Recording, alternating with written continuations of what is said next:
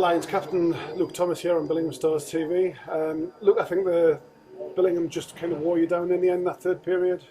Yeah, we just switched off, and you guys had a lot more bite and more energy there. And we talked in the dressing room about how Billingham are probably where we were 5 years ago with a load of kids and a load of inexperience.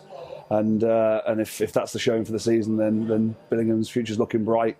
Just had too much for us. We gave some silly goals away, but don't take it away from the young kids that scored the 3 or 4 goals in the third period. Yeah, I was going to say where Nottingham are now, kind of light years from where it was, like you say, 3-4 years ago. How good is it for the club to be where it is, kind of at the top of the junior system, but obviously got that linked up over into this year particularly links up over into the Pantheon, so you have got that pathway and you are doing the full development job. Yeah, it's what should happen. Every club that's got an elite setup should really have a link in with their local juniors. I remember growing up in Solihull and it was always the aspiration was the senior team, and everyone was linked through, and it gives all those juniors something to kind of push forward to.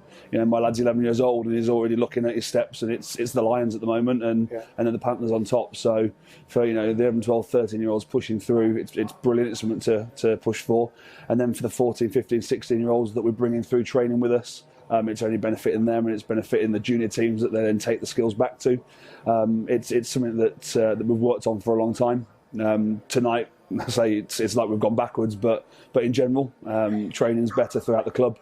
Your playbook is all the way through, so players grow up playing a set system that we can then work on. And like I say, I think it's really coming to fruition now.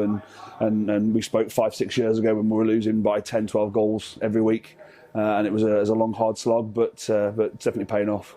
And they say it's not. I think if clubs think that way, they will kind of trip up, because it's not only Nottingham anymore. You're a fully fledged kind of National League One club, and you have turned over those teams, and the results already this year show it's kind of you are a mid-table, and it's going to be that way. Yeah, and I said from the start of the season, top two I think are long gone. Whitley and Solway are there. Billingham are now knocking on with third.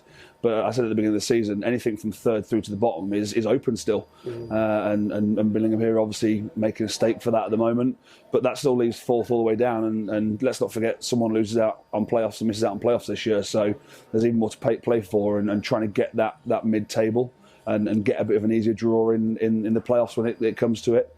Again, who knows what can happen. Yeah, we've seen that. Certainly the middle of the table, like you say, 3 to 8 is going to be ultra competitive, so winning games against kind of nearest and dearest is going to be huge. Yeah, absolutely. So we've beaten Sheffield, we've beaten Blackburn, but we need to pick up some wins against the others around us and not lose touch. The Widnesses, the Solihulls, the Billinghams, because quite easily you could find yourself in a bit of a dogfight for that last playoff spot, and that's something that we don't want to be dragged into.